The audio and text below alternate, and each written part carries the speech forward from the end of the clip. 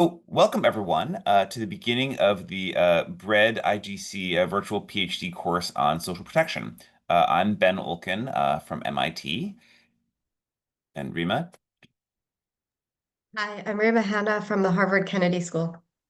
And we are absolutely delighted to be organizing this 12-week course, PhD course on social protection issues in low and middle income countries.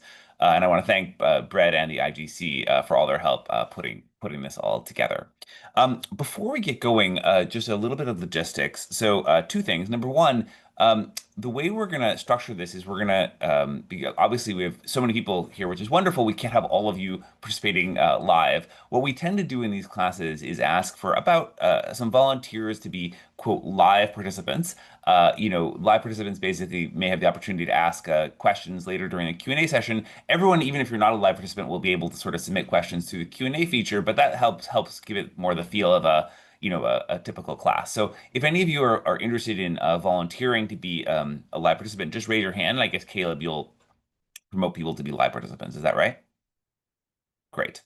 And then just the way that the logistics are going to work, Rima and I will, and I think all the lectures will follow the same format. The presenter or presenters will talk for about 45 minutes or an hour or so, presenting kind of the material, and then we'll leave about half an hour or so at the end for Q&A. And obviously, we won't be able to answer all the questions, but we hope to be able to answer a large number of them. So before we start, Caleb, any last logistics? No, we're No, good? sorry, just to say that for those that are being promoted to a panelist, if you would keep your video on and your microphone off, unless specifically called on, that would be great. Thank you. And thanks again to Rima and Ben. Okay, terrific. Well, with that in mind, let's get started. So, let me just introduce myself a little bit. So, I'm Ben Olkin, as I mentioned. I'm a professor at MIT. I'm also one of the global directors of JPAL and help run the JPAL Southeast Asia office along with Rima. And I've been working in social protection issues for the past, I guess, 15 or so years, maybe even a little more. Much of my research, as you will see, is joint with Rima and takes place in Southeast Asia and in South Asia. So that's sort of a little bit of the perspective that I sort of bring to this. But as you'll see, we bring, as we put together the whole course, we've brought people with a wide variety of perspectives from around the world. So, if our perspective is a little bit in that region, but we made a big effort to bring people who have perspectives in Africa and Latin America, really throughout the world. So you'll see a wide variety of that throughout the course. Rima, do you want to say a few words? Yep. So, hi everybody. So, I'm a little under the weather today, so sorry, I'm a little bit slow. My name is Reba Hanna. As I said, I'm a faculty member at the Harvard Kennedy School and the chair of our international development group there. Ben and I have been working in the area of social protection for many, many years. As Ben will talk about, it's such an important part of how we think about protecting the most vulnerable people in society. And there's been it's been very exciting in the economics profession over the last 10, 15 years, the kind of research that's been coming out. A lot of what you're going to see, some of it is new and hot off the presses. There's so much going on. And so we're so glad that you're joining us here today. And in the course over the next 10 weeks, we think it's just such an important topic. And we want to share and engage with you. Thank you. Great. So we're going to talk for a little bit. We'll take Q&A towards at the end. So let me just get started. So what I want to do today, or I guess we want to do today, is set the scene for the course. And so just make sure we're all a bit on the same page in terms of what some of the topics we're going to cover are, and what do we even mean by social protection. So you should think of today as kind of a bit of a broad overview, and then in the next series of, I guess, 11 lectures that are going to follow, we'll delve into a bunch of topics in a lot more detail. So just so welcome all of you. So what I want to start with is just the question of, what do we mean by social protection? Just so that we're on, like, different people have different ideas about what this even means, and I think it's just useful to have a little bit of a discussion to make sure we're all on the same page. So in particular, different organizations that work in this space in low and middle income countries have different definitions or ideas about what they mean by social protection. So for example, the OECD says social protection refers to policies and actions which would enhance the capacity of poor and vulnerable people to escape from poverty, in other words, escape from poverty, and to enable them to better manage risks and shocks. Okay, so that's one definition. Another one from the World Bank says social protection and labor systems, note that they've included labor systems there, policies and programs help individuals and societies manage risk and volatility. So that risk and volatility theme is coming through. and protect them from poverty and destitution through instruments that improve resilience, equity, and opportunity. So that's what the World Bank's definition is. And a third definition says social protection can be understood as a set of public actions which address not only income poverty and economic shocks, but also social vulnerability, thus taking into account the interrelationship between exclusion and poverty. So here are three definitions. They're all a little bit different, but I think there's a couple of common themes that come. And the themes are, I think, that broadly speaking, when people talk about social protection, they have two ideas. The first theme that people talk about is supporting basic levels of standard of living. So you saw words in there like, protecting people from poverty and destitution, enhancing the capability of poor and vulnerable people to escape from poverty, thinking about social vulnerability, income poverty, all that you can think about as sort of thinking about the most vulnerable people in society and sort of bring them up. And the other theme that comes through is about risks and thinking people about thinking through social insurance. And you saw that in some of the definitions, like, help better manage risks and shocks. You can see here risk and volatility. That's another sort of theme that comes out. And so I just think it's helpful to make sure we're all on the same page, that there are sort of two different things that we're talking about that are interrelated. So, for example, imagine we thought of this is a typical distribution of income, for example. So, this is like a histogram, for example, of what income, rich people are over here, poor people are over here. You can see my cursor, right? Rima, yes, no? Poor people are over here, rich people over here. One thing that you can think about social protection doing is focusing on standard of living support. So you can think of that as taking the people who are towards the bottom part of the income distribution and bringing them up towards a higher standard of living, right? So it's focused on the bottom and sort of trying to bring those people who are typically on the bottom and bringing them up. The second thing, when we talk about risks, you can imagine sort of people at all levels of the income distribution might experience shocks. So even if you're not necessarily poor, you might get hit with a shock. Say you might get sick, or you might get hit with a catastrophic. Your house might burn down, or you might get your property might get flooded. Those are all different kinds of shocks. And so, regardless of where you are in the income distribution, you could get moved to the left. In some cases, you get moved all the way to the left and become poor. In other cases, you're still middle class and become poorer in the middle class, but that would still be considered a shock. And so what risk and insurance programs do is they try to help cushion some of those shocks. So for the people who are hit to the left and hit with these shocks, they try to sort of help smooth those economic shocks. And I've been a little vague in the way I drew this. For example, that in my particular example here, the people I was thinking about in the social insurance program were a little bit further up the income distribution than the way I drew the people at the sort of the standard of living support. But I also didn't draw them all the way to the top. So, we're not thinking about providing social insurance to Bill Gates for unemployment shocks, for example. But different programs are going to handle these things very differently. And so, we'll get into these different questions later of how do you think about targeting, or who should benefit from these different programs. But the main point I just wanted to illustrate is that there are these two broad ideas. One is this idea of sort of, providing income support to the poor and vulnerable. And the second is sort of cushioning people from these economic shocks. So we'll think of those. You should just keep in mind those two different goals as we sort of move through the different types of programs that we consider in the course. Now, that's a little bit of a simple typology. As you'll see, many of the types of programs that people will mention encompass these things, plus they have additional goals as well. So for example, one very common program are conditional cash transfer programs. Conditional cash transfer programs, or CCT, the original, one of the early programs was Progressa in Mexico, which you may or may not have heard about, but they're now all around the world. These programs, for example, give cash transfers, but require sir आपने मुझे कहा था कि draft Right, can you email mute जो आप whoever's मुझे talking? Share करोगे You can the conditional cash transfer programs also seek to sort of break the intergenerational cycle of poverty, and they, as well as supporting current income, and they do that by both giving you a cash transfer, but requiring certain types of human capital investments for children in your household, like making sure they go to school or get basic health care, whatever. And the idea is they both want to support your current income, but maybe by helping with these human capital investments, break the intergenerational cycle of poverty so the next generation is not poor. Other types of programs are graduation programs, which I'll talk about in a moment. These seek to provide capital and training to both help the current generation kind of escape from poverty. So it both provide support for you now, but the idea is that you'll be able to generate your own income in the future so that you're no longer in need of assistance.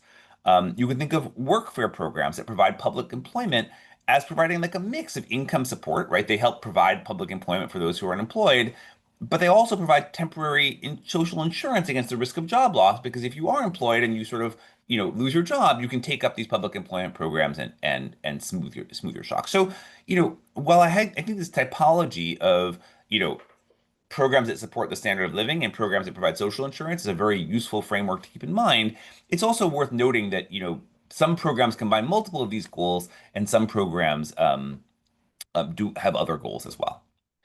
So, it's also, I think that, our perspective is social protection programs are really important, right? So, as we'll document throughout the class, and this is not just, our view on this is we'll show you sort of very rigorous empirical evidence backing these ideas that, these cash transfer and food support programs are really do make an important difference in helping people make their basic needs. They have, I think in the cash transfer lecture, they'll talk about the kind of pretty remarkable evidence that people have amassed through randomized controlled trials and other methods that sort of show that both cash transfers actually do really make a meaningful difference for people's income and consumption needs, that conditional cash transfers that I was talking about before really do support kind of health and education investments in children. And there's pretty remarkable evidence now looking, many years later that these programs actually really do, increase what's going to happen, the income, the opportunities of the next generation.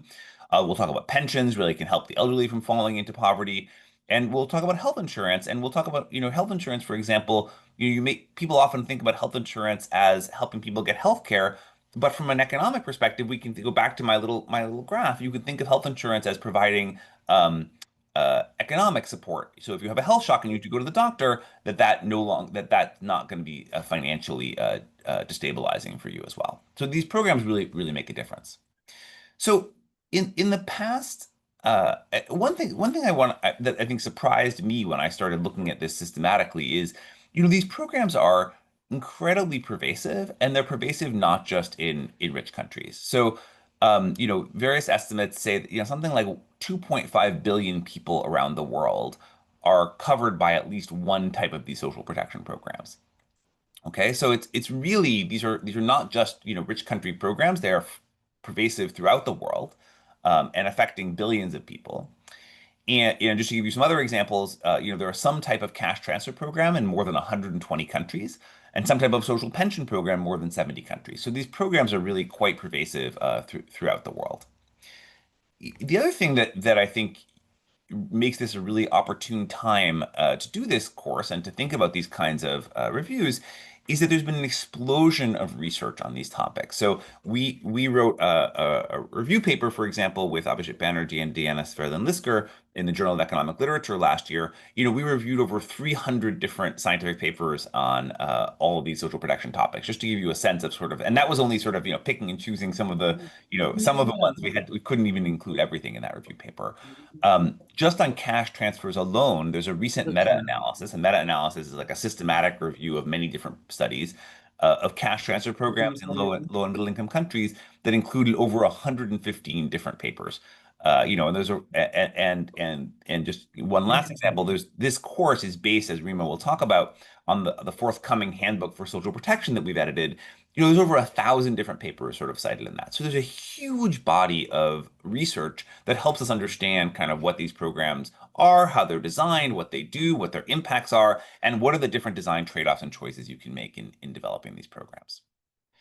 So, so with that in mind, I guess I wanted to start by sort of framing the need for sort of the need for confronting the evidence here.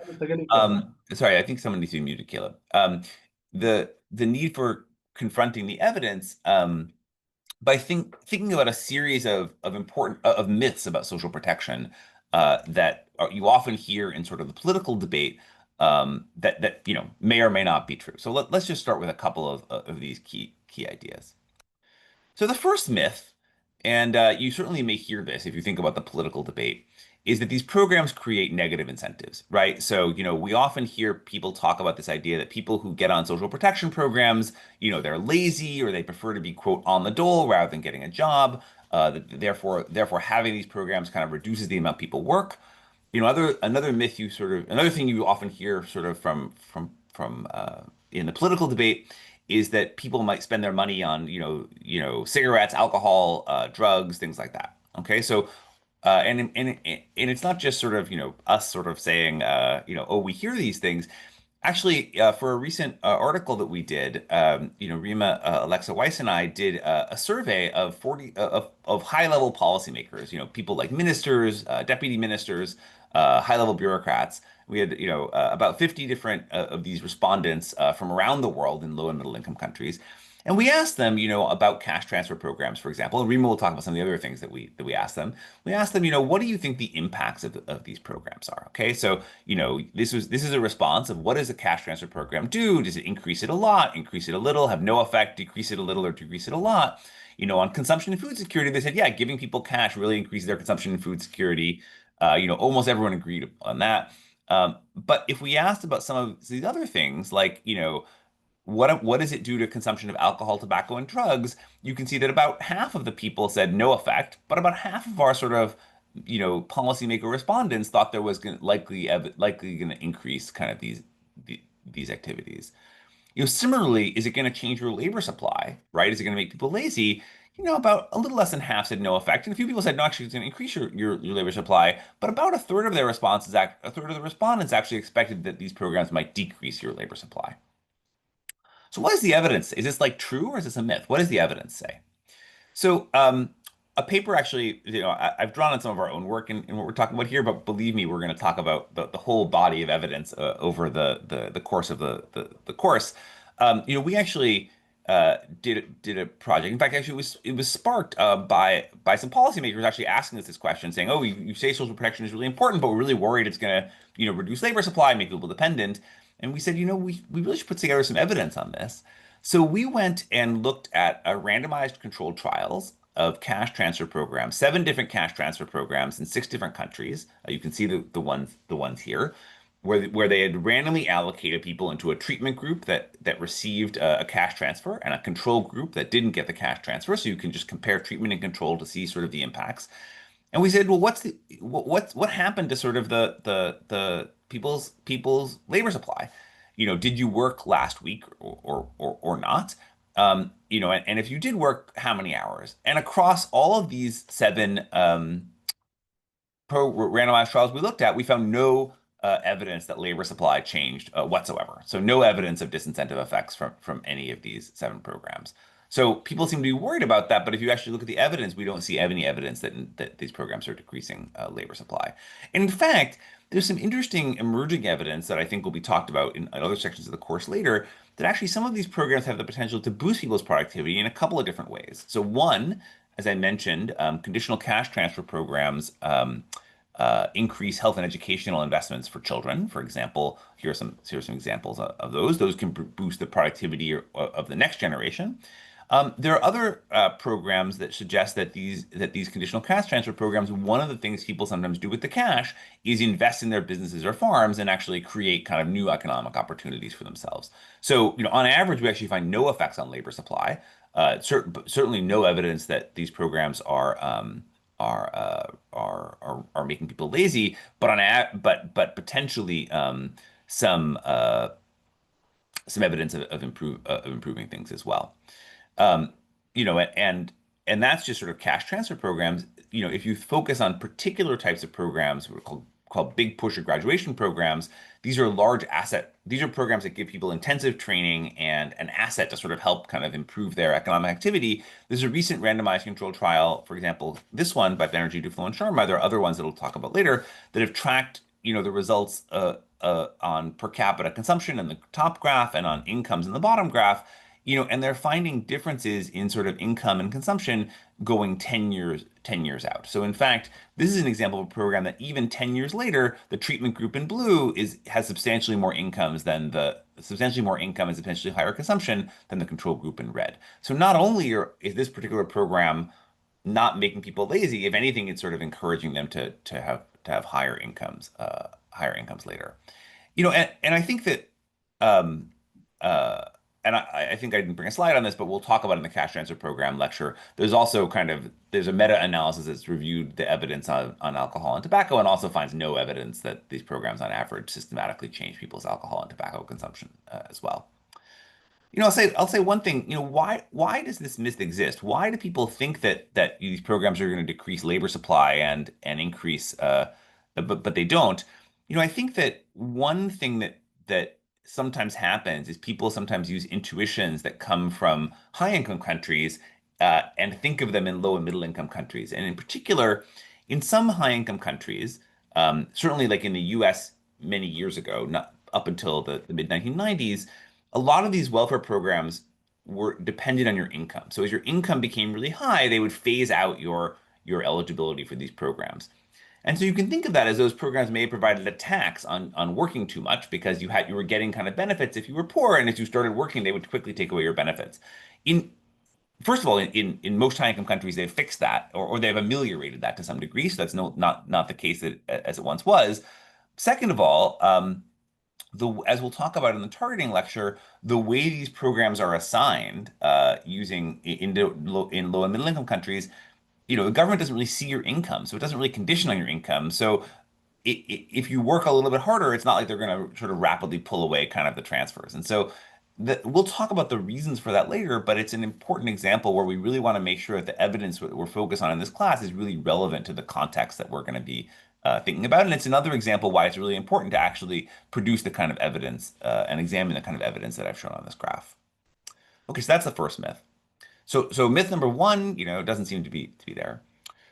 A second myth I want to talk about is that these programs are no longer necessary. Like, maybe social protections are only anti-poverty programs, or maybe as countries grow and transition out of poverty, these programs will become obsolete, right? We don't need them. Well, the first thing I want to show is actually, if anything, that gets kind of the opposite. So, we plotted here social protection expenditures as a share of GDP.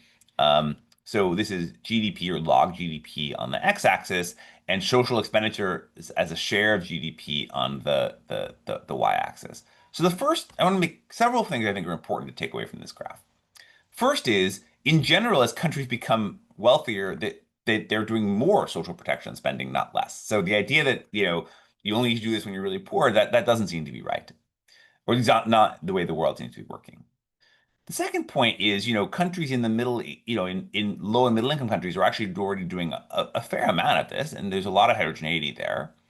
And the third thing I want you to notice is that even conditional on your income level, social protection spending has been increasing over time. So, this dark line shows you what it was like in the relationship between GDP and social protection spending in 1995. And the dashed line shows you what it was like 20 years later in 2015. And you can see that even so social protection spending is increasing for two reasons. Number one, countries are becoming richer. They're kind of moving to the right on this graph as they grow, right? And that's going to lead to more social protection spending. And the other is the world, even at a given level of GDP per capita, countries seem to be doing more. So it seems as though social protection spending is something that we can expect more of, not less of, as time moves forward and as countries are growing. The other thing, is we actually did some tabulations looking at the number of countries with different types of programs by income level. Is focusing on specific types of programs, unconditional cash transfer programs and conditional cash transfer programs. Unconditional cash transfer programs just give cash to the poor. Conditional cash transfers give cash, but then require in addition people to have to use health and to provide health and education for their children. What you can see is a couple of things. Number one, the dark color is 1980. You can see it moves all the way to 2020. You see the same sort of patterns I was talking about. All of these programs are becoming much more prevalent as we move to the right. This is what share of countries, right? All these programs are becoming much more prevalent as we move to the right. And these are not just happening in high-income countries. They're happening in upper middle income countries, lower middle income countries, and low-income countries as well. It's important to note, though, that just because we have all these programs doesn't mean that they're covering everybody. One thing we'll talk about is that governments often have to make difficult trade-offs because they don't have the budget to cover everyone they would like to cover, and we'll think about how do you actually make those trade-offs? And there's also a huge variety in scale. That graph was just kind of counting which countries have programs. Some of these programs are enormous, like Bolsa Familia in Brazil, for example, reached over 23 million families in 2023, which is like 30% of the country. But other programs are much smaller, such as the program in Cote d'Ivoire, the Productive Social Safety Net, which reaches less than half of 1% of the population. So there's a huge heterogeneity there as well, but it is important to note that many countries are trying to do this. The third thing I want to talk about is that, there's I guess a myth, I think, that these programs that this idea of social protection is kind of unaffordable, that countries can't do it. But I think this is the answer is, I think, a little more nuanced. So I want to take you through a very simple calculation that Rima and I did for our introduction to the handbook that Rima will talk about later. We said, well, let's try to do the calculation of what would it take to give everybody in the world who was below the poverty line a transfer of $2.15 in purchasing power parity, which is basically enough to would bring everybody kind of above kind of what the World Bank's, $2 poverty line. This is not perfect. This is a back of the envelope calculation, but I think it provides a benchmark. Why is it not perfect? Well, number one, in principle, you could bring everybody to the poverty line for less money. If you could give people who are really very, very far from the poverty line the full $2, but someone's kind of close to the poverty line, you only need to give them, 50 cents a day. This is by $2.15 a day, by the way, just to be clear, per capita per day. If you're close to the line, maybe you only need a little bit. So that's kind of a little bit of an average. On the other hand, this assumes that you can just find all the poor people directly, as we'll talk about in the targeting lecture. It's actually empirically hard to do that. So it's a rough and ready calculation, but it just sort of illustrates a couple points. So what we've plotted here is for every country, okay, what percent of GDP would they have to spend to give everybody in their country who's below the $2.15 PVP poverty line a transfer of $2.15. So there's a couple things, and I've plotted here also, or we've plotted here, how much the US, for example, as a benchmark, spends on social protection as a share of GDP. It's whatever, I don't know, somewhere around 15%. I don't remember the exact number. And we've drawn here low income countries, lower middle income countries, upper middle countries, and high income countries. So there's a couple points I want to draw your attention to. The first is, as countries become richer, right, they have fewer poor people as a percentage of their economy. That's just, that's what happens with economic growth.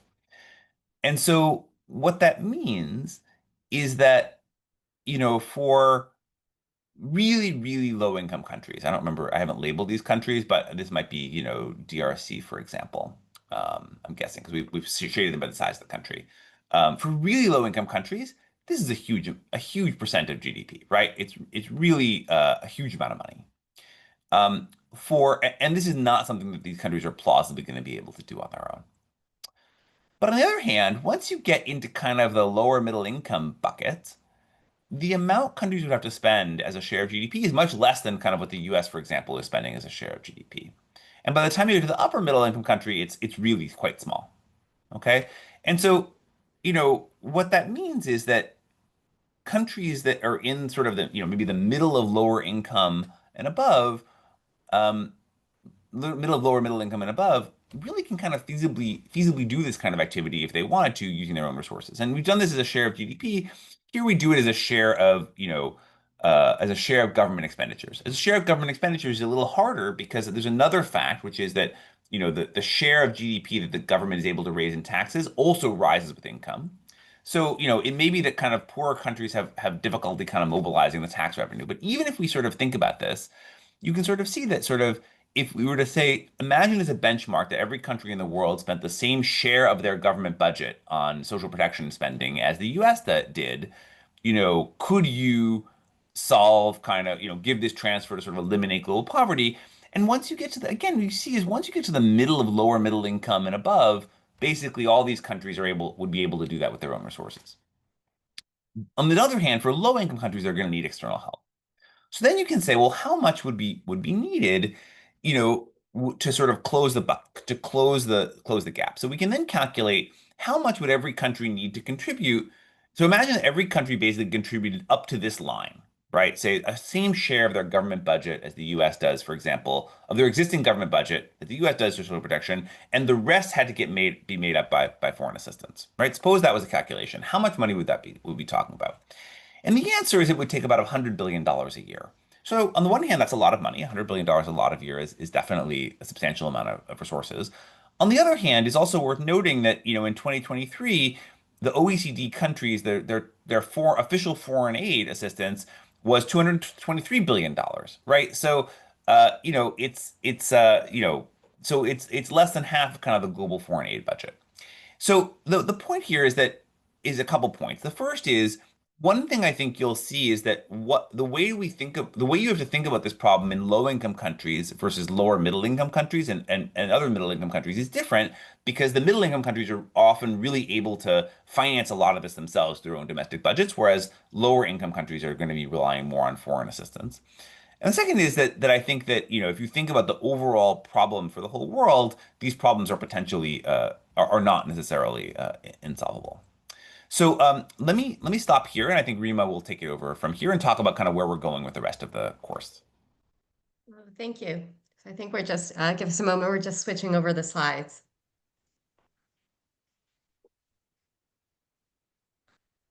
Emily, I think it just needs to share the full screen. Yeah.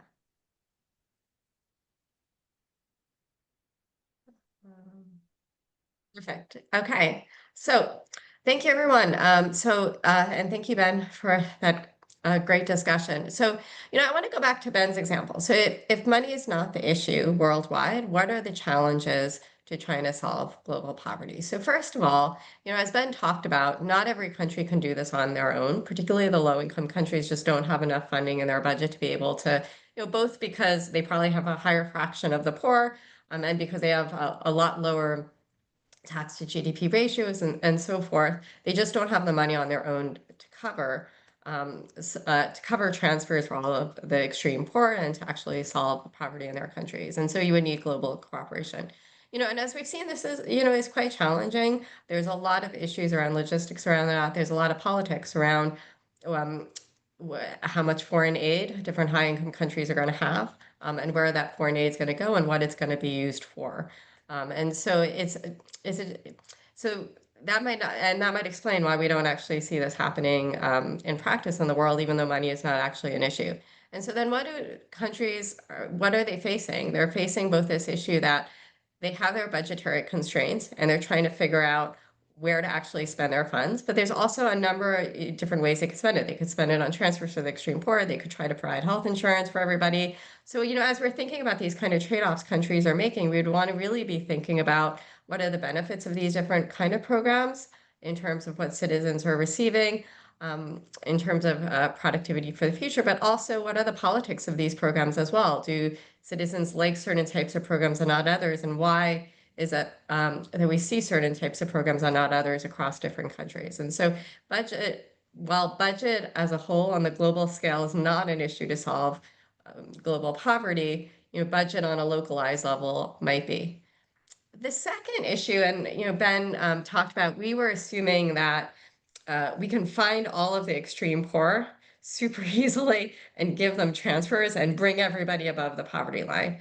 But this is actually really, really, really hard to do in practice. So the first issue is, how do you even identify who is poor across different countries? How do you define poverty? How do you systematically collect income data, especially as people's incomes are, they're changing. It's not just a static thing. So how do you actually target households? And then once you do target them, how do you actually provide these transfers to household? Is it something that you're giving in cash? Is it something that you're giving in kind goods? Are you using digital technologies and a lot of these newer financial tools to provide transfers to households? How do you actually do it? How do you design these programs?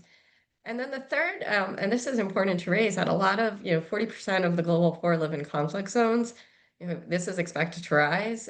At the same time, lower and middle income countries, there's a lot of, fanfare about high income countries hosting refugees, but actually the bulk of refugees are in lower and middle income countries. And so there's a lot of questions about, should these programs be designed differently in areas with conflict? Are refugees, should they be part of a country's typical social protection system, or should there be programs that are designed separately for them? What are the benefits and costs of both? What are the politics around both? And so there's a lot of issues and challenges in terms of actually implementing a lot of these kind of programs and such. So if we go to the next slide. So that's really what we want to try to do in the course. We want to try to explain a lot of these kind of questions, raise a lot of these debates, and understand what does the literature say, and where is there a gap for future literature. I know there's a lot of students and such in the course looking for topics, and so we're also hoping to say where is there a area where there could be a big push for research. So each topic lecture is going to cover a different aspect of social protection. And there'll be a lot of links between the two. So for example, we're going to have, as we'll talk about in a moment, we'll have some lectures on cash transfers, which might touch on issues around, externalities. We're also going to have a full lecture on the externalities of cash transfers. We're going to be talking about informality and health insurance. They'll move over when we're talking about unemployment as well, unemployment insurance as well. So there'll be a lot of links between the classes as well, because because at the end of the day, these kind of programs are often, very linked in practice. And so what you'll see in your reading packets is each class is going to mirror a chapter in the Handbook of Social Protection, which Ben and I edited, which we're really excited about. We have great set of authors, a huge amount of expertise, reviewing the literature. What do we know? What are the open questions on each topic in social protection? The book is coming out in 2026, but for the course, advanced readings are provided online.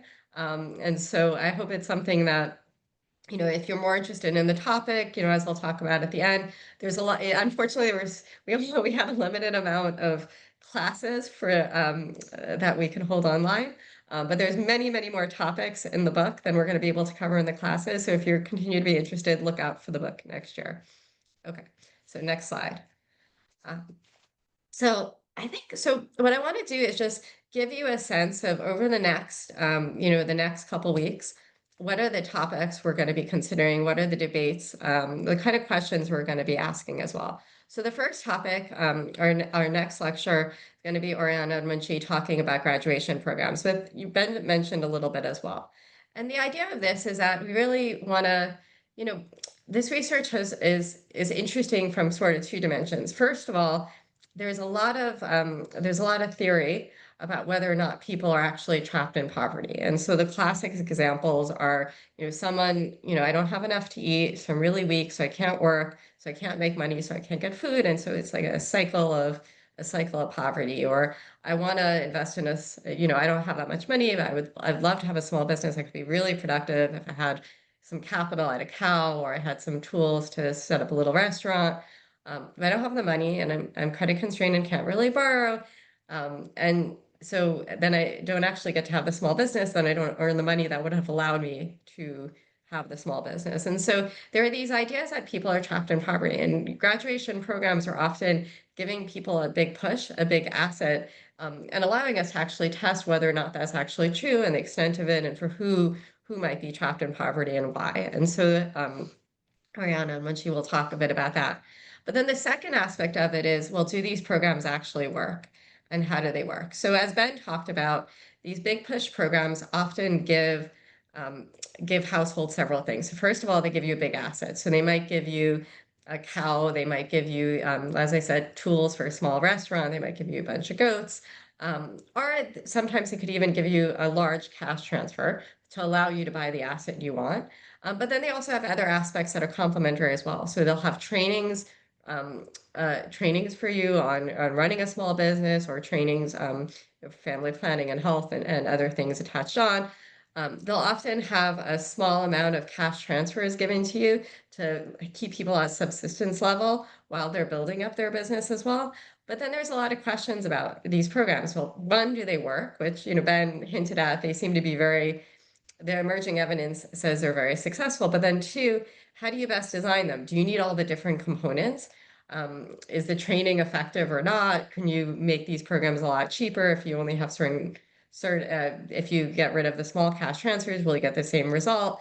How big should the asset transfer be to knock people out of poverty and to allow them to be productive later on? Can you do them at a half rate and serve many more people? And so there's a lot of really interesting research going on here to think about the design of these programs. Okay, so next slide. So then after that, we're going to move on to cash transfers. And this is, this is a really big topic area. And so our next 3 lectures are going to cover cash transfers from different perspectives. And in fact, there's even more chapters in cash transfers in the book that we unfortunately won't even get to in the class. Here, as Ben was talking about as well earlier, there's a lot of debate about what cash transfers do. Do they have these social ills and such? So if we go to the next slide, there's a lot of agreement among policymakers that they do improve children's school attendance. Going back to the minister survey that Ben talked about, there's evidence that it's affecting, there's a belief that it's affecting health. There's a belief that it's actually moving people to get certification through the education system to finish middle school and graduation. And here we'll talk a little bit about the evidence. What do we know on this?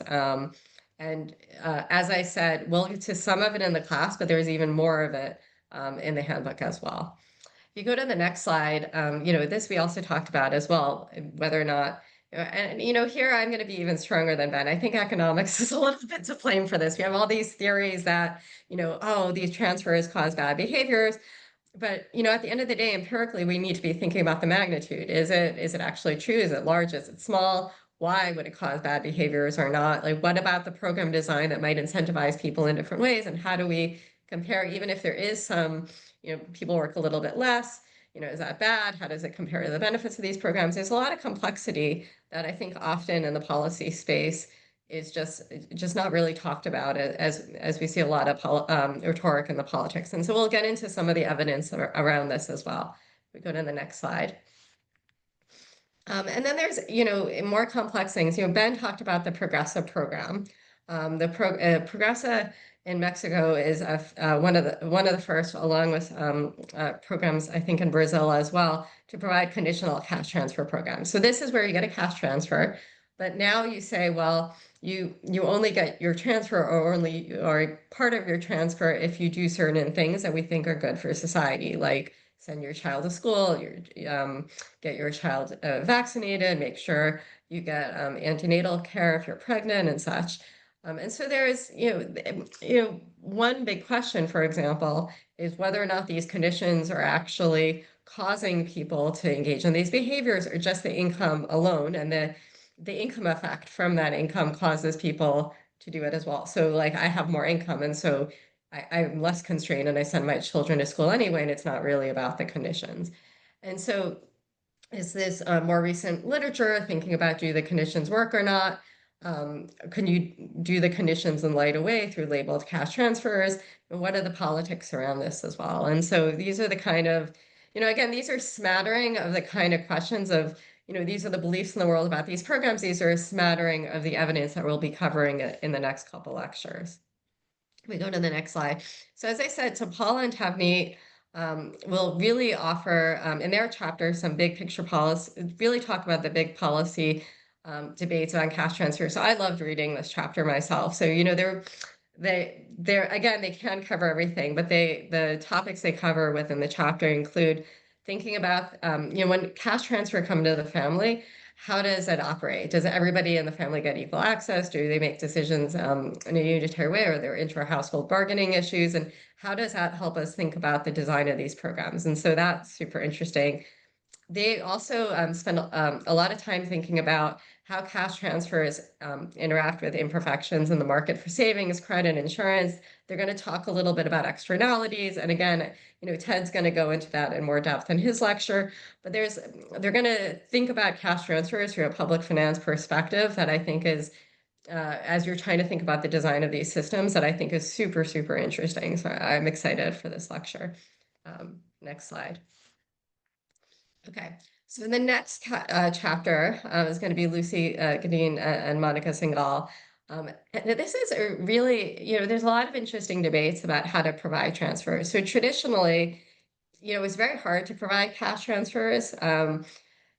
there was worries that the cash would get stolen. Most people you want to reach are unbanked, and so often, and it was very hard to target these programs, as I'll talk about in a bit, to particular households. And so we would often see these broad-based subsidies with in-kind transfers. So, for example, a subsidy of certain types of food like rice, or you'd see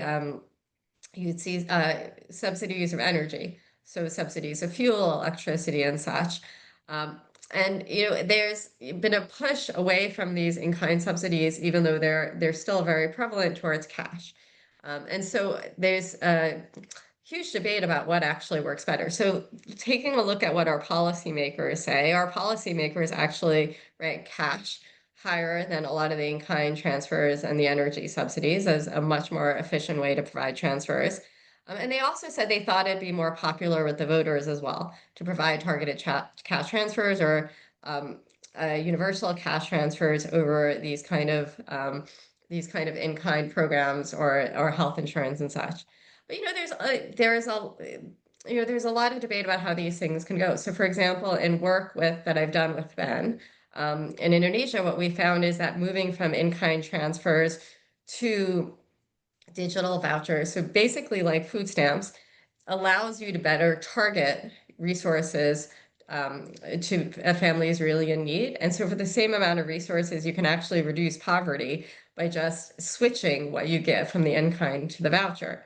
On the other hand, there's some very nice work by Lucy and Monica and others showing that, well, in-kind might have this additional benefit of providing insurance if there's a lot of price volatility. So, if prices are really rising and you gave a cash transfer, people can't buy as much food as they would have liked to, whereas if you're giving them the amount of food, they have a basic level of food. And so there's a lot of debate about when is the right time to provide an in-kind transfer versus a cash transfer, under what conditions and so forth. And so they'll really talk all about a lot of these issues.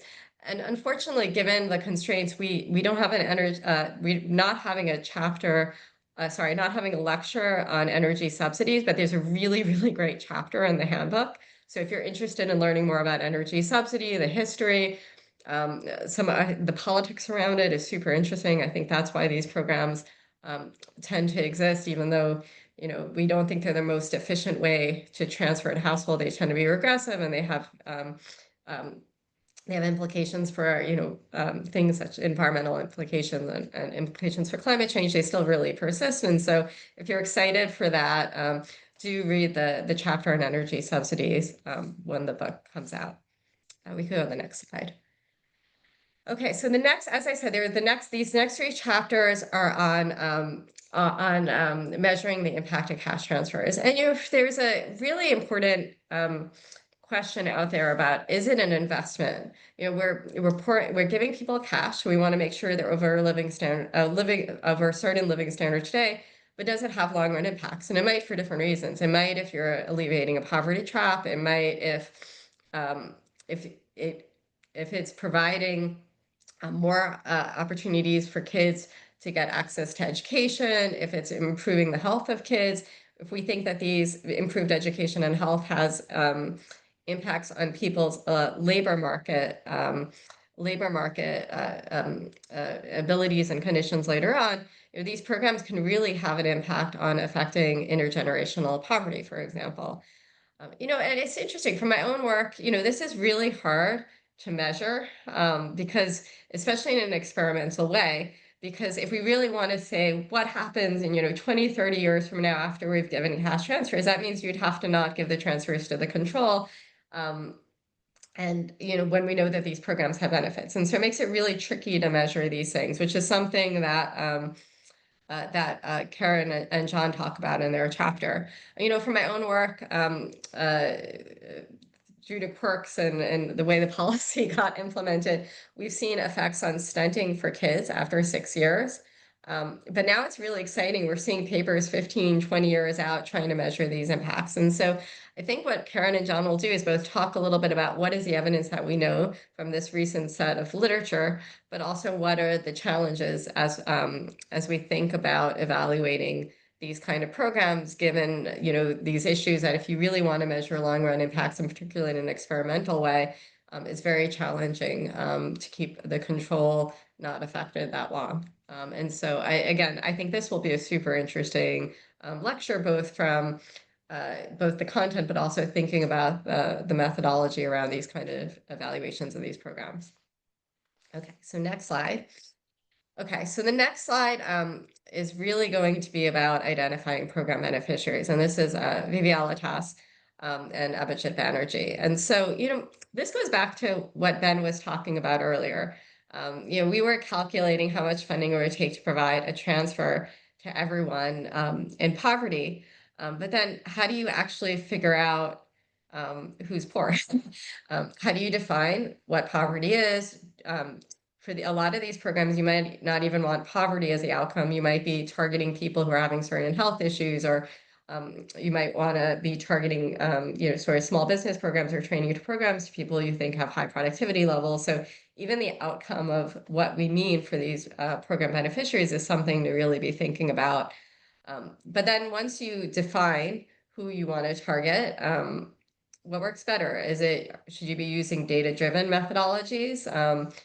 And we'll talk about what that means. Or do you use more soft information that doesn't necessarily, come from data on assets and income? And then there's even big debates about, should you even target? Should these transfers be universal? Should they not? What are the impacts of doing that? What are the politics around doing that? Why are we thinking about these things that way? And so I think their lecture will be super interesting. Again, they probably won't be able to cover every topic in targeting, but provide an overview and then also some references for you to dig in deeper if you're interested in this area. Okay.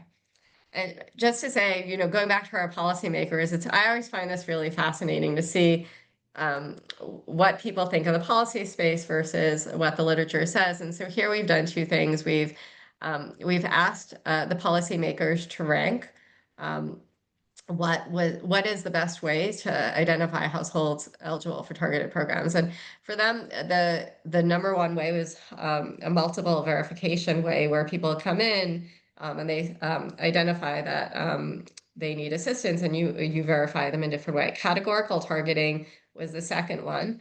And this is basically where you say everyone within a category is going to get access to a program. So for example, it might be that everyone who's elderly gets access to a pension program.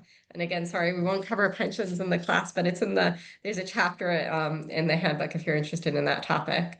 There's the next popular way is this proxy means test and geographic targeting. And both of these are using hard data to predict who is poor in the absence of really good income data. And so this is something that they'll talk about. And then perhaps unsurprisingly, unlike in the US, where we often use tax records to identify individuals for transfer programs, this is really challenging to do in a lot of low and middle income countries where many people are not included in the tax net. The second graph is another big debate, as I talked about, should cash transfers be targeted or universal? And again, it's kind of fascinating that it really surprised me. A lot of our policymakers said that it should be targeted, most to the bottom 10 to 30, and not universal. And here is very interesting also, understanding. We asked them also to write in some of their beliefs and thoughts. And here there was the write-in answers were a lot of, I would love to give universal transfers. I think they have real value, but we're facing budget constraints. And so this goes back to what we were discussing before, where I think policymakers really understand that they want to try to cover as many people as possible, but there's a trade-off between, you also have to build bridges and roads, you have to provide education, you provide health, and or what kind of transfer program you provide. And at the end of the day, you're making a lot of trade-offs and choices. And so we'll talk about whether or not targeting that is useful for helping with some of that. And then how should you target? Okay. So if you go to the next slide. So the next slide is kind of, so I find a lot of these topics super interesting. I know I keep telling you this is going to be the best class, but I really enjoyed reading Sandeep's chapter as well on digital technology and social protection. As we've seen with just AI, technology is just rapidly changing. And it's going to change the options in general for policy and, and again, for social protection programs. And so here, we might be thinking about how do we identify beneficiaries? Do we use more electronic forms of enrollment than what we used to do before? Do beneficiaries, have the information, the access to cell phones? Like, what are the different ways? Is this effective or not to reach the people at the bottom of the pyramid that we want to reach?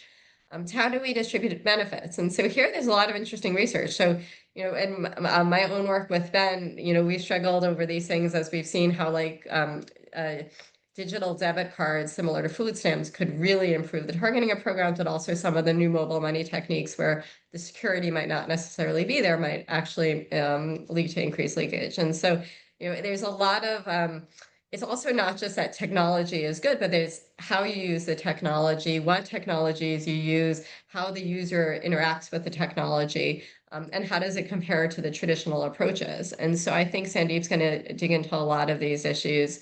And I think it's going to be, again, I know I've said this about every section, but I think it's going to be a super exciting lecture. Okay, the next slide. Okay, so the next slide. So we've so much talking about cash transfers and a little bit about programs that are a little bit more redistributive. But as Ben said, when we think about social protection, we also think about programs that provide social insurance to everyone, with the idea that if people have a bad shock, financial shock or such, that they don't get dropped back into poverty. And so one big form of this is public health insurance. And so, this is, we asked our ministers we asked them several questions about this, both about what does health insurance do, and also some design questions, which I'll get to in a minute. And so the first question we asked was really about what does health insurance do? And so, from the theory, as economists, we often think of, first order, it's insurance. And so, if somebody has a bad financial shock, it's helping them smooth over that shock. And so it has financial implications for the family, or the individual. On the other hand, it could have, depending on how you design the insurance, it could also create incentives for people to use insurance. So on one hand, it might be great. It could lower the cost and allow people to get more preventative care. You can also imagine that it lowers the cost too much and people over consume health services, which might not necessarily be great as you're trying to make sure that everybody's covered under the health system. And so there's a lot of interesting questions. Our ministers actually really do believe that it improves both the finances and the health. And so we'll get into what the evidence says when we talk about this class. If we go to the next lecture, a big question as well is, oh, sorry, the next slide. Sorry, not the next slide. Sorry. Is how do you actually deliver insurance? So a big challenge with a lot of these programs, a big challenge with targeting, a big challenge in providing these kind of public insurance programs, safety net programs and social insurance programs, is that there's a lot of informality in a lot of low and middle income countries. So for example, if you wanted to design a health insurance, scheme in the US, many people get their health insurance through their employer. There are some people who are not insured, but it is much smaller, and then you design alternative mechanisms. In a lot of low and middle income countries, the informal sector is just so much larger. And so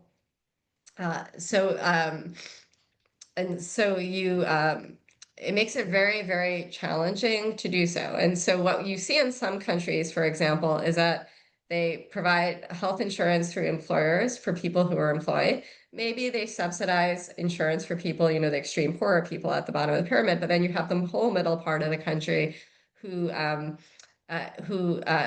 they ask to, or they mandate to take up the health insurance and pay their own premiums. So we asked the ministers about this. So what fraction of the informal workers would enroll in a premium-based health insurance? And it was kind of fascinating. The median response was about 37%. About a quarter thought enrollment would be 80%. From a lot of the studies we've seen, it's much lower. So 8% in the Philippines, 8% in Indonesia, 4% in Vietnam. So there's a challenge in doing this. And so it makes us think really about, is this how we should be designing these products? Should we be thinking about more universal programs that are funded out of, general tax bases? Should we be thinking about, different ways of getting informal workers into health insurance? And I think one of the things which excites me about this chapter is they spend a lot of time thinking very carefully about how do we design health insurance? What do we know? What do we don't know? And again, I feel like for people who are interested in research, this is, we know the previous research has really diagnosed the problems really well, but there's a lot of open questions here. If you're interested in these kind of topic areas, because we haven't really solved it. Okay, next slide. Okay, so similar to health insurance is unemployment insurance. In the US, or high income countries, you can verify somebody was employed. There's a paper trail. You can verify what their wage was. You can verify that they lost their job, and then you can verify if they get another job. But if people are in formal markets, and there's no paper trail, it's just really hard to do. So how do you provide insurance? How does it typically get done? And so in this chapter, they really discuss what we know practically in the real world. First they talk about the fact that because of these problems, you often don't see unemployment insurance in lower and middle income countries, except countries that tend to be richer among those groups that might have a little less informality. But then you see other types of job displacement insurance. So you see severance, you see employment accounts. And so they really dig into these different types of program designs and try to understand what do we know, what do we don't know. And again, this is another area where I feel like it's so exciting to be a researcher in this space right now because there's a lot of open questions. And I think they're going to talk about this as they go through their lecture. Okay. Lecture 10, Public Works Programs. It's kind of fascinating. They are used very often around the world, and there's a lot less attention and research than we see to cash transfers. And so, for example, India's NREGA program is one of the biggest, public works programs in the world, where you basically, in a public works program, the government will provide people with a certain amount of employment in order to receive their transfer. And so here again, there's so many interesting questions. Really thinking about how do these programs operate? Are they an efficient means for redistribution, or are we just better off giving cash transfers and not trying to create all these jobs? Do they target the right people? You could imagine, people who really need it are going to want these jobs. On the other hand, there might be people that we want to help.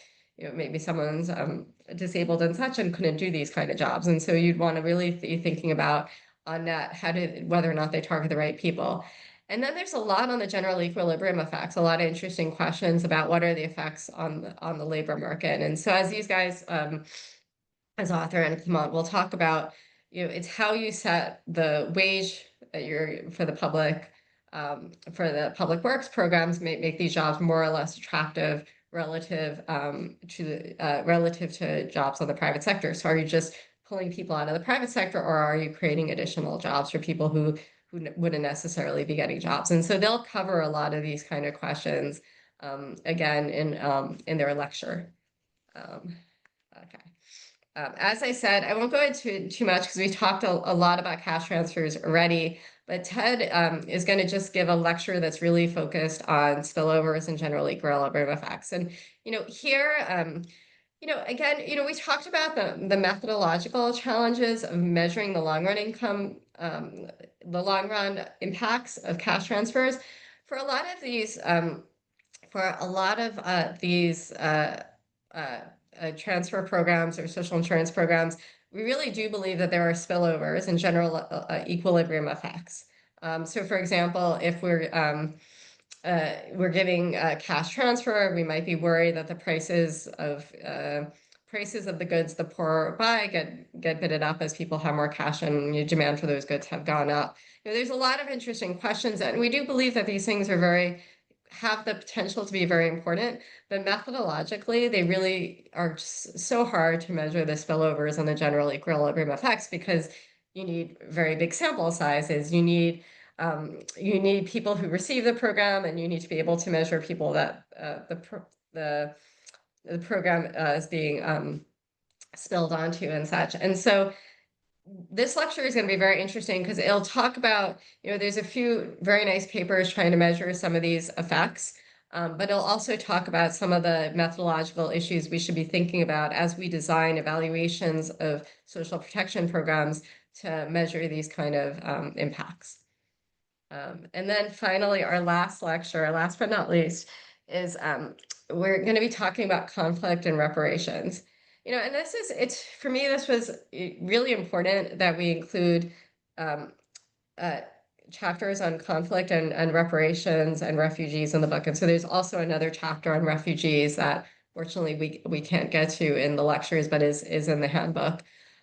As given that many of the world's poor live in conflict zones and refugees, a lot of it, it's global south to global south flows of refugees. And how do we make sure that people are protected under these really, really, really difficult conditions? How do you effectively develop aid under these challenging conditions? Should you do food, depending on whether or not supply chains are actually functioning or not, or would cash work? And when should you be thinking about cash transfers versus food or in-kind transfers? There's a lot of interesting questions on the politics about how do you integrate refugees into these kind of programs? How do we think about reparations? Should we do them or not? Are they a tool to actually help a country heal? After there's a conflict. There's so many interesting questions. Unfortunately, I know they won't be able to cover them all, but their chapter is super fascinating. Arlen and Juliana are like the key researchers in this area, and so I'm really excited that we're getting them to provide this lecture for the course. Okay, and so I will one last slide, and then I'll end. If you want to learn more, we previewed the lectures to come. Super excited about it, but the handbook will be coming out in 2026, and I'll cover, we'll have separate chapters just on politics and gender, pension, psychology, youth, energy subsidies, and more. So if this course gets you excited, there's even more that will be coming out next year, and more ways to engage. And so again, thank you. We're really excited that you're joining the course. So thank you, everyone. While Rima was talking, I've been frantically responding to as many of your questions as possible in the Q&A, but I only managed to get about one per minute, so which was not nearly enough. I picked a couple of the questions that I wanted to answer live, and then maybe we can take a few more questions. There were three things that I thought were interesting that I wanted to just mention more generally to everyone. The first was there were a couple questions about the role of energy subsidies or other kinds of like food subsidies. And as Rima mentioned, we had to make some choices about which of the 24 handbook chapters we could cover in our 12 lecture course. That was one that unfortunately we did not include in the course, but we actually do have a whole chapter on this. And the thing I want to focus on is that you can think of an a price subsidy as having two effects. A price subsidy, like a fuel subsidy or whatever, it lowers the cost of the good for the people who consume that good. And so the targeting of the price subsidy is going to depend on who consumes the good.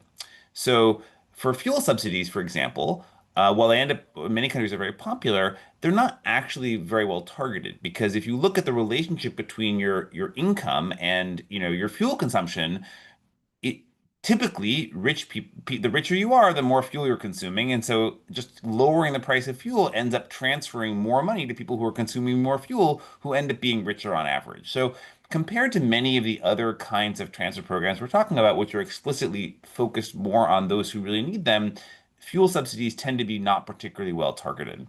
The second thing about fuel subsidies or other kind of price subsidies is that they also change your economic decision making because they change the price you face. So if you were facing a price of, I don't know, like $1 a liter for gasoline, you would consume so much gasoline. But if the price was lowered to 50 cents a liter, you would presumably consume more and more than you would at kind of the market price. And so that's we consider that as economists, that's inefficient because you're consuming more gasoline than you would if you faced the actual kind of true price of the gasoline. So in general, for those two reasons, we tend to think that those kind of price subsidies are not particularly efficient or effective compared to other kinds of transfer programs. And the world overall has been moving away from targeted price subsidies, from untargeted price subsidies towards these other kinds of I think better focused programs over the last 30 years. So that's just that question came up a few times. So I just wanted to talk a little bit about that since we're not going to cover that in the course. A second question came up about, how do we think about the eligibility for these programs? And I'm going to first of all say that you'll see this as a theme throughout the class. We have a whole lecture on identifying program beneficiaries, I think lecture 6. But I guess I wanted to say that, there's not one size fits all.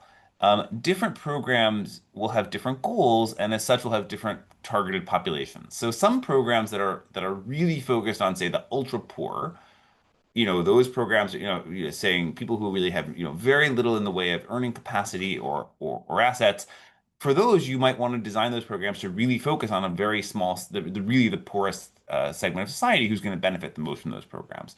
For other programs, like some kinds of, programs to make sure that there's basic food consumption or, some of the social insurance programs, you actually might want much broader inclusion in those programs. And so there's a question of sort of the trade-off of what your program goals are and what the budget is.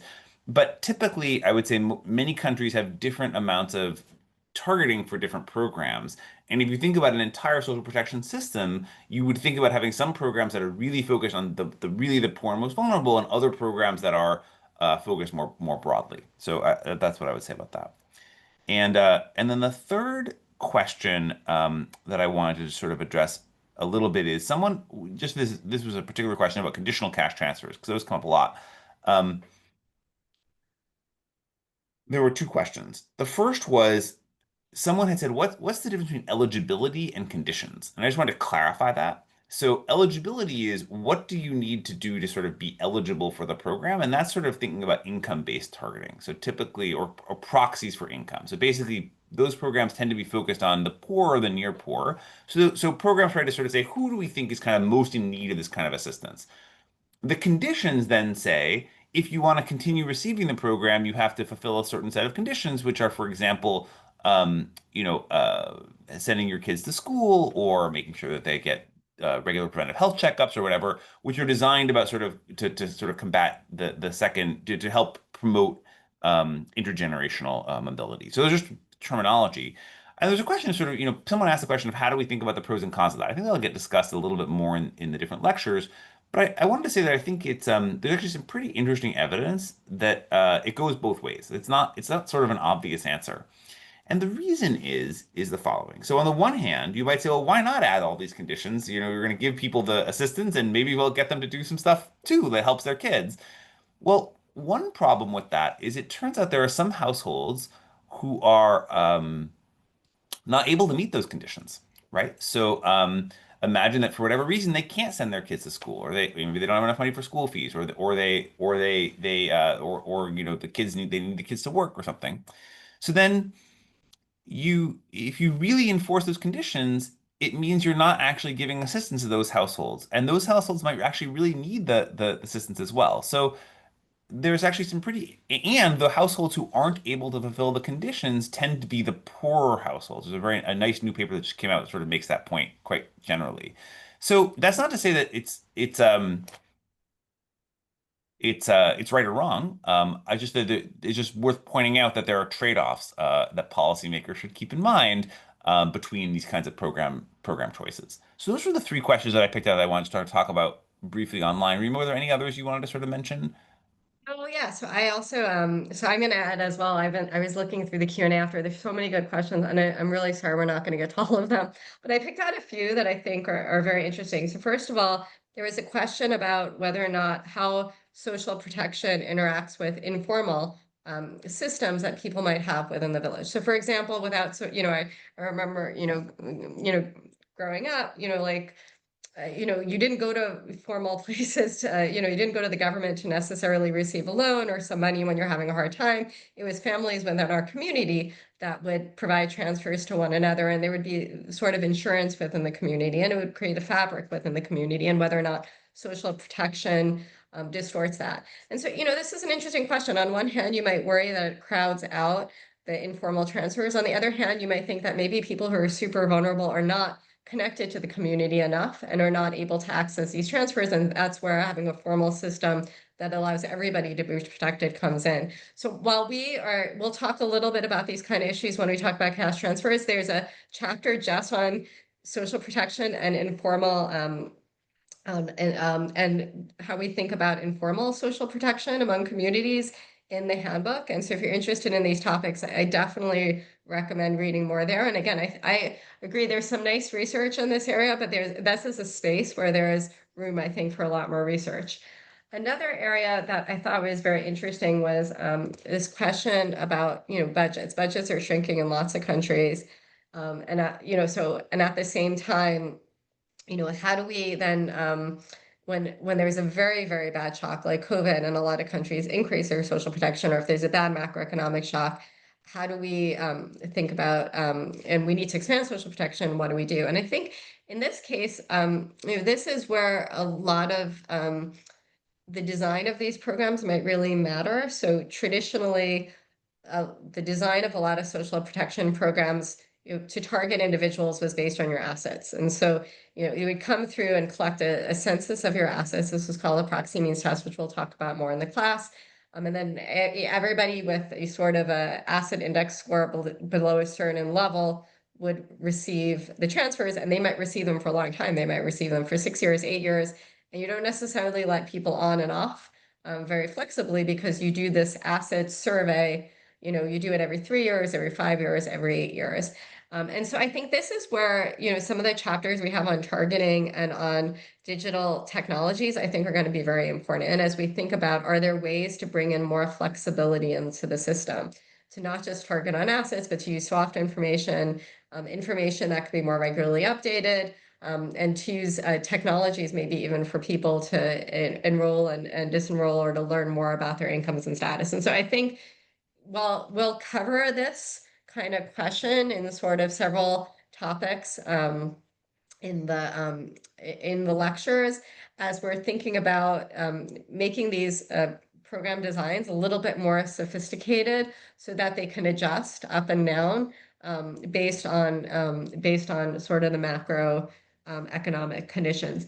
And then I think I also just wanted to mention, there was a few questions, and again, I'm sorry, I feel bad, I keep saying this, we're not going to fully get to it in the course, on sort of the psychology around cash transfers. Again, we have a chapter devoted to that. Unfortunately, we couldn't get all the chapters into the lectures. I think it's an interesting area, and it's growing. How do we think about how transfers affect one's sense of self? How do we think about transfers affect relationship with the state? How do we think of psychological interventions, and how are they compared to, in terms of motivation versus, some of these graduation programs? I think there's a lot of interesting research that's emerging. We'll talk about some of that in the chapter, and as well. And so if you're interested in that, stay on the lookout for that. Ben, do you want to? Yeah, I wanted to, since we invited some people to be live panelists, I wanted to give them an opportunity if one or two people wanted to ask live questions. I don't know if any of you do. Maybe we'll take one or two of those, and then we'll come back. Maybe we'll do those. Someone can We'll collect a bunch, and then we could come back. Maybe Elijah, do you want to ask your question? And why don't you put your video on? So if you don't mind, if that doesn't work for you, of course, no problem. Elijah? No, if we're not seeing Elijah, then I think that Elijah might be a participant attendee, but we have two panelists here that. Okay, why don't you call on them, Caleb? Sure. Harneet, could you ask your question, and then Eugene? Hi, thank you for that lecture.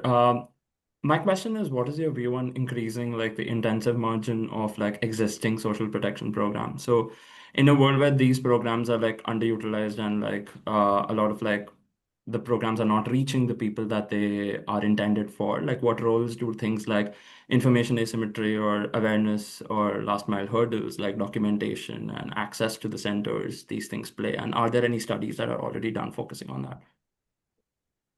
Great question. Eugene?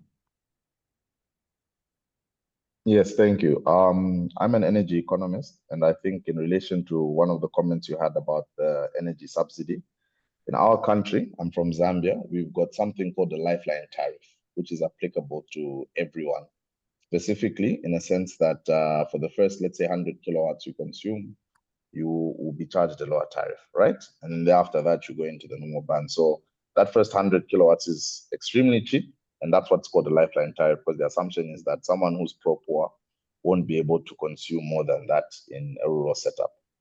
So in relation to what you presented about whether some of these social benefits should apply to people, in that case, it's applied to everyone, and everyone benefits it.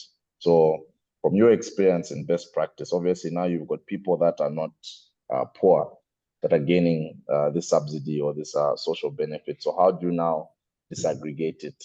Like, what systems can you put in place to ensure that now the benefit goes to those who specifically need them? Because currently everyone who's purchasing electricity is receiving the benefit. Thank you.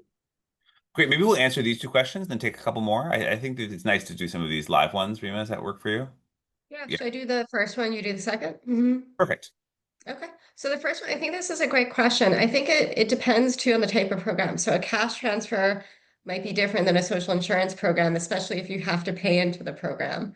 There's a lot more barriers if you there's a lot more barriers to expect people to pay into a health insurance program or an employment insurance program than if they're just getting, a cash transfer that's given to them directly from the government. So first of all, it really depends on the program you do.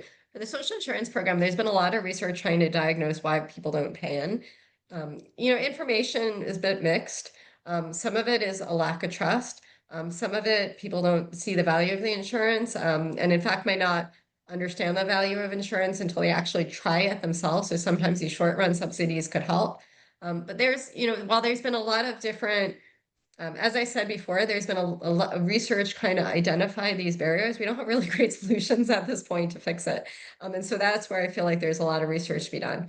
On cash transfers, there's also a lot of interesting research about why people don't access it. Some of it might be that, or in-kind transfers or cash transfers, more redistributive programs. Some of it might be in mine and Ben's work, we see whether or not, other people who shouldn't receive the transfers are accessing them, due to local politics and such.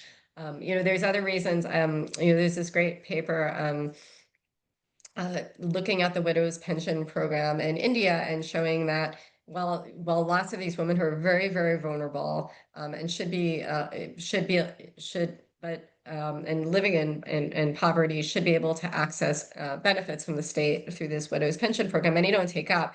And some of it might be that the forms are too difficult if you're illiterate. Some of it might be that if you're somebody who's very vulnerable, interacting with the state to get all the permissions filled out to access the benefits might be a real challenge. And so then there's a lot of interesting questions about, sometimes we think of these administrative techniques as ways to try to select in the right people, and that might be the case depending on how you design them. But in other ways, some of the application processes might be really harrowing and a lot of people might not enroll. And so there's room to simplify them. And so learning what kind of techniques work and when, and these are empirical questions. And so I think there's a lot of interesting research in this area also to be done. I don't know, Ben. Yeah, let me talk about the electricity question. Yeah. Great question, Eugene. In fact, actually, Rima and I are in the middle of doing a research project on exactly this question in Indonesia right now. So I think electricity, I will just say, is a bit of a hybrid, but because if I think about like a petrol subsidy, for example, the government doesn't really know who's consuming how much. You can maybe try to modify that with a lot of work, but basically they just change the price at the gas pump and you don't really know who gets it. Electricity is more complicated for two reasons. Number one, you know who's actually receiving the electricity, perhaps because they have an account. And even if you don't, as you say, you know how much electricity they consume per month. And so by doing the kinds of subsidies you're suggesting of basically subsidizing the first few kilowatt hours, you're sort of able to prevent the sort of subsidy from going to kind of the really rich people. So actually, I think that I suspect that you're right, actually, that these electricity subsidies are, if you're going to do energy subsidies, you have much more flexibility to sort of target the electricity subsidies to make sure you're not kind of spending a huge amount of money on the sort of the really rich compared to kind of other kinds of energy subsidies. The degree to which they are as good or not as good as other kinds of subsidies, we're still sort of looking into that. And that's actually what we're working on in the research. But I think you're totally right to highlight that it's a bit different in the case of electricity. So thanks for raising that. Do you think we have time for we only have a few more minutes? Maybe we can take two more questions. What were Yeah, you about to two more say? questions. Yeah, I see Yeah, maybe Garima. two more quick questions, then we'll wrap up. Caleb, can you call on people? Yeah, the next ones I see from my side are Kameni and Robbie. Okay. Hi, thank you so much for this interesting lecture. I just wanted to go again on the aspect of the informal sector and how you integrate social protection programs into them. From my experience, there exists also some aspects that are sometimes lacking in social protection interventions. For example, while we look at the informal as totally informal and difficult to access, there are also a group that is in between. For example, let's take example of banking.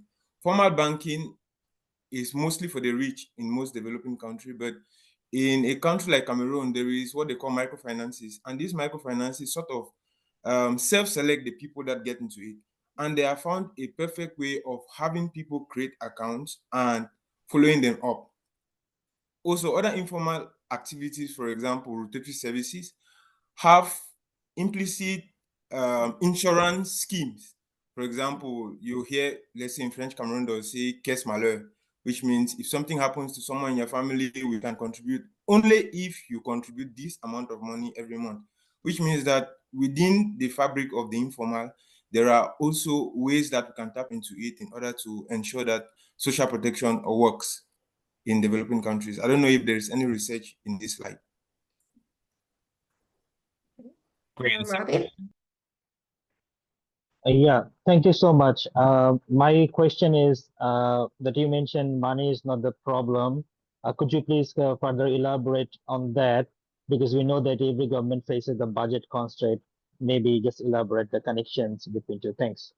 Sure. Maybe I'll take the first one, and then Rima, you can take the second one. Sure.